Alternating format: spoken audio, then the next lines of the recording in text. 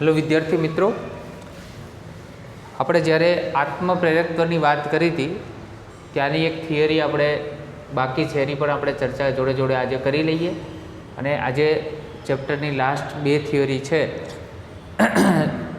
બરાબર, જેના કારણે આજે આપણે ચેપ્ટર કમ્પ્લીટ કરીશું. તો પ્રશ્ન છે, લાંબા સોલેનોઇડ માટે આત્મપ્રેરકત્વનું સૂત્ર મેળવો. લાંબો સોલેનોઇડ એ સોલેનોઇડ એવો કહેવાય કે જેની લંબાઈ એની ત્રિજ્યાના સાપેક્ષમાં મોટી હોય, એને આપણે લાંબો સોલેનોઇડ કહેતા. એમાં આત્મપ્રેરકત્વ એટલે એલનું સૂત્ર આપણે મેળવવાનું થાય. તો કે ભાઈ આડછેદનું ક્ષેત્રફળ કેપિટલ એ, લંબાઈ સ્મોલ એલ અને એકમ લંબાઈ દીઠ એન આટા ધરાવતા એક સોલેનોઇડનો વિચાર કરો. બરાબર. તો સોલેનોઇડમાં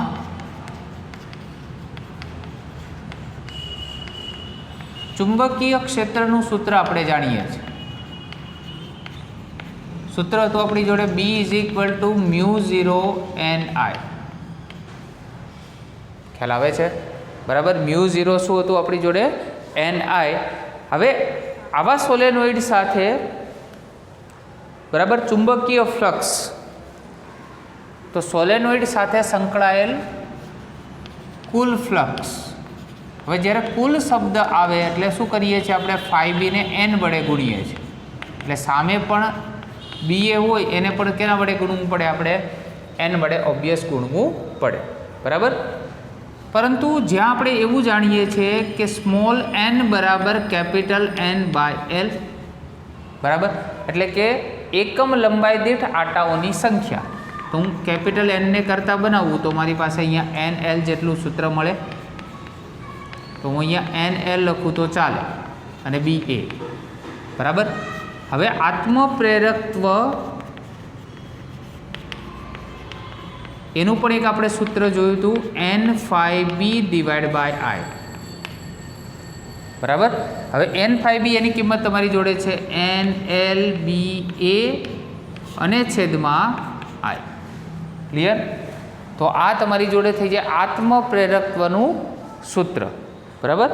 હવે N∅B છે એની અંદર આ બીની કિંમત પાછી આપણે જાણીએ છીએ. જો ઉપર આપણે સમીકરણ નંબર 1ની અંદર બીની કિંમત આમાં મૂકીએ તો NL પછી આ દઈ જાય μ0 ni a અને છેદમાં I. ચલો I શું થઈ જાય? કેન્સલ. તો μ0 n² L અને a આટલું સૂત્ર મળે તમને. એલનું સૂત્ર મળે. શું મળે? એલનું સૂત્ર. μ0 n² a × L. a × L લખો, L × a લખો, બધી વસ્તુ એક સરખી છે. જ્યાં n બરાબર તમે શું જાણો છો? તો N/L. બરાબર. અહીંયા મૂકીએ તો μ0 અહીંયા થઈ જાય આપણી પડે n² પછી a પછી L અને નીચે પણ L² થશે. એટલે એક L અહીંયા કેન્સલ થઈ જશે એટલે નીચે ફક્ત એક L રહેશે, જે તમારી પાસે મેન આત્મપ્રેરકત્વનું સૂત્ર μ0 કેપિટલ N² a/L જેટલું તમને સૂત્ર મળી શકે. બરાબર. હવે જોડે જોડે તમને એની અંદર બીજું પણ આપેલું છે. જો દ્રવ્ય હોય એની અંદર કોઈ દ્રવ્ય આપણે ભરી દઈએ તો μ0ની જગ્યાએ તમે μ લખાઈ દો તો પણ સૂત્ર તમને μ0ના સ્વરૂપમાં મળી શકે. બરાબર. એટલે કોઈ દ્રવ્ય હોય તો દ્રવ્ય માટે યાદ રાખજો, સોલેનોઇડમાં કોઈ દ્રવ્ય હોય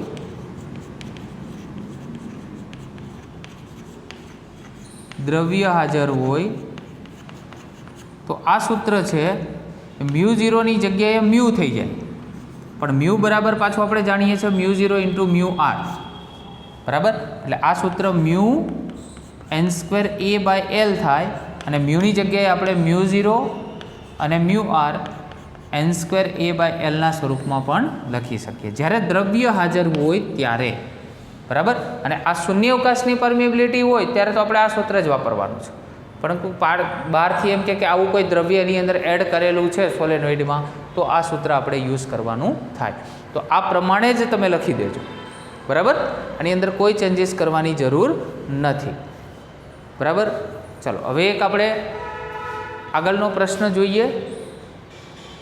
ફરી એકવાર આપણે ચર્ચા કરી લઈએ. અહીંયા દ્રવ્ય હાજર હોય, બરાબર, દ્રવ્ય હાજર હોય તો ખાલી ફક્ત ચેન્જ શું કરવાના, મ્યુ ઝીરોની જગ્યાએ મ્યુ લખવાના, N square A by L તો છે જ. હવે મ્યુ બરાબર તમે પાછું જાણો છો mu zero into mu R, પેલું રિલેટિવ પરમિએબિલિટીનું સૂત્ર છે આ, બરાબર. તો મ્યુ બરાબર mu zero into mu R લખી દઈએ તો N square A by L જેટલું તમને દ્રવ્ય માટે મળે. એસી જનરેટરમાં પ્રેરિત ઈએમએફનું સૂત્ર લખો. તો પ્રેરિત ઈએમએફનું સૂત્ર તમને યાદ હશે, N A B omega into sine omega T, બરાબર. અને તે સમય સાથે કેવી રીતે બદલાય છે તેની ચર્ચા કરો. તો આ સૂત્રની અંદર સમયની ભૌતિક રાશિ અહીંયા આવે છે, એનો મતલબ બધો જે આધાર છે એ આ સાઇન ઓમેગા ટી પર છે, બરાબર. તો એની આપણે કેવી રીતે સમય સાથે બદલાય તેની આપણે ડિસ્કસ કરીએ. તો એના માટે આવી જુદી જુદી આકૃતિઓ આપેલી છે એસી જનરેટરની, બરાબર. એ આકૃતિઓ ઉપર પહેલાં તો ફોકસ આપણે કરવાનું થાય અને વન બાય વન આપણે એની બધાની ચર્ચા કરીએ ડિટેલમાં.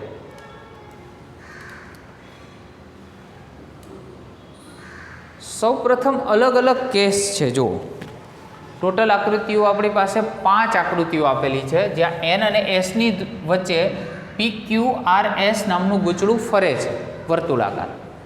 તો પહેલા કેસની અંદર કેસ નંબર 1માં શું થાય છે, જ્યારે ઓમેગા ટી એ 0 ડિગ્રી પર છે. જો અહીંયાથી સ્ટાર્ટઅપ કર્યું. હવે 0 ડિગ્રી પર ક્યારે થાય, જ્યારે ગૂંચળું છે એ ચુંબકીય ક્ષેત્રને લંબ રૂપે છે. ગૂંચળું છે કેવું છે, ગૂંચળું એટલે PQRS એ ચુંબકીય ક્ષેત્રને પહેલાં લંબ રૂપે છે. તો અહીં લખી શકાય કે ગૂંચળું એ ચુંબકીય ક્ષેત્રને લંબ છે. ત્યારે ઓમેગા ટી તમને કેટલો મળશે, 0, બરાબર. ઓમેગા ટી કેટલો મળશે, 0. તો એ દરમિયાન ઈએમએફનું સૂત્ર E naught into sine omega T લઈએ આપણે. E નોટ એટલે આપણે પાસે એન એ બી ઓમેગા જે હતું એને આપણે E નોટ કહી દઈએ, બરાબર. તો E બરાબર E નોટ અને સાઇન 0 તમે લખો અહીંયા, તો સાઇન 0 0 થાય એટલે ઈએમએફ કેટલું મળે, 0.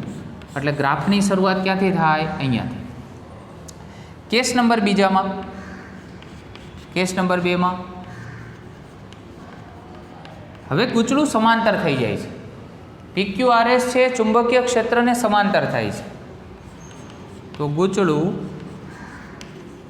ચુંબકીય ક્ષેત્રને સમાંતર છે, બરાબર. ત્યારે ઓમેગા ટીની કિંમત તમને કેટલી મળશે, π/2 એટલે કે 90, બરાબર.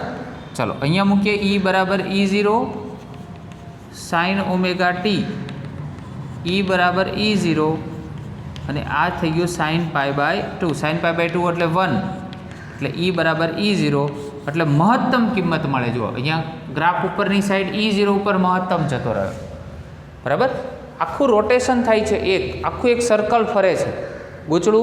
ગૂંચળાની સ્થિતિ આમ જાય, બરાબર, ફરી પાછું આમ થાય, ફરી પાછું આમ થાય, ફરી પાછું આખું 270 થાય, 360 થશે.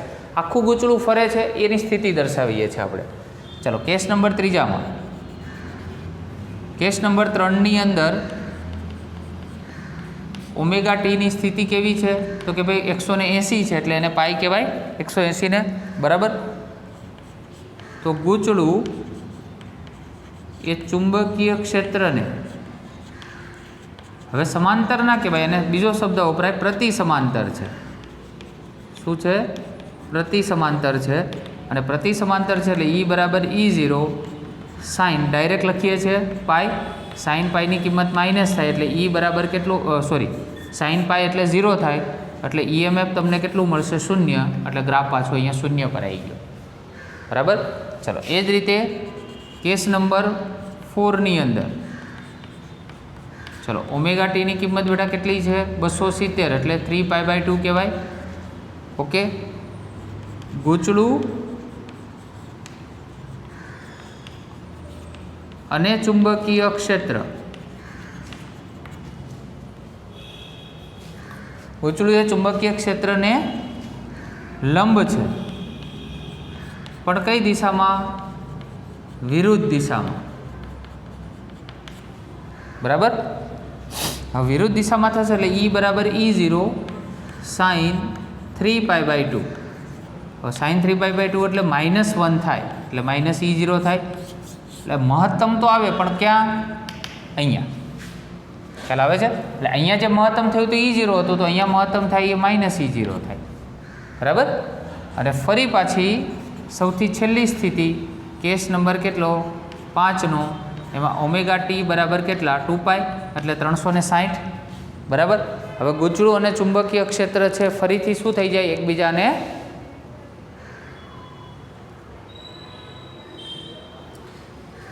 લંબ થાય.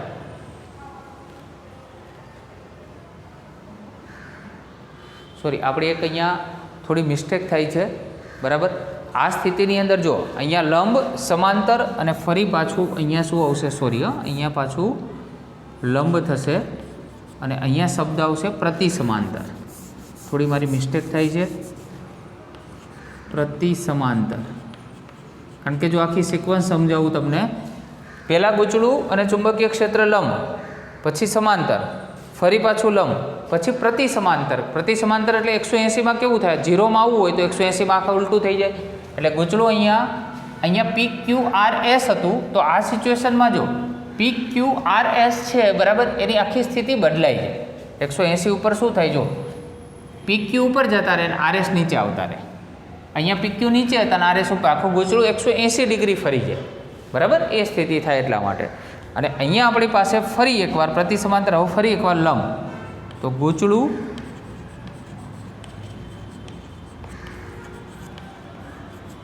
ચુંબકીય ક્ષેત્ર એકબીજાને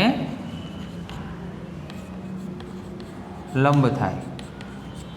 તો E બરાબર E0 sin 2π લખી દઈએ. હવે સાઇન ગમે તેટલા પાય, EMF 0 એટલે એક સાયકલ આખી પૂરી થઈ ગઈ. જો પહેલાં ઉપર ગયું 0, મહત્તમ 0, મહત્તમ પણ વિરુદ્ધ દિશામાં, અને ફરી પાછું 0 એટલે આખો વેવ બન્યો. અને મેથેમેટિક્સવાળાને ખાસ ખબર હશે કે આ જે આખો વેવ બને છે એને સાઇન વેવ કહેવામાં આવે છે. આ સાઇનનો આલેખ છે, બરાબર. એટલા માટે તો આપણે વિધેય અહીંયા કયું લઈએ છીએ? સાઇન વિધેય લઈએ છીએ. ખ્યાલ આવે છે, બરાબર. તો આવા જુદા જુદા કેસ તમારે ઉપર આ રીતે ગૂંચળા વાઇઝ લખવાના છે, બરાબર. જો ગૂંચળાની સ્થિતિ પણ દરેકમાં જુઓ, આ સ્થિતિ અને આ સ્થિતિ સરખી લાગશે તમને, પરંતુ જો PQRS અહીંયા નીચે હતા તો અહીંયા ઉપર થઈ ગયા, કારણ કે 180 ડિગ્રી ફરી ગયું. પાછું આ સ્થિતિ એ પહેલાં સ્થિતિ જેવી જ થઈ જાય, કારણ કે અહીંયા 0થી તમે ચાલુ કર્યું હોય એટલે ફરીને આવો એટલે 360 ડિગ્રી પૂરા થાય. એટલે જ્યાં તમે આ રીતે એક સર્કલ જ છે સમજો, બરાબર. અહીંયાથી તમે ચાલુ કર્યું, આમ રોટેશન તમે કરો છો, 0, 90, 180, 270 અને 360 પહોંચો એટલે 0 અને 360ની સ્થિતિ કેવી થાય? એક સરખી જ થાય. એટલે ગૂંચળું એવું ને એવું જ થઈ જાય, બરાબર. ફરી પાછી આની સ્થિતિ ને આની સ્થિતિ છે, બરાબર. એ એકબીજાથી કેવી બની શકે? વિરુદ્ધ બની શકે સ્થિતિ, બરાબર. એટલે એ તમારે બે સ્થિતિ છે એનું તમારે ખાસ ધ્યાન રાખવાનું થાય, બરાબર. એટલે અહીંયા પણ આપણે જે PQRS છે, બરાબર, એની અંદર તમે એક થોડો ચેન્જીસ કરી શકો કે જે વિરુદ્ધ સ્થિતિ છે આપણે દર્શાવી છે.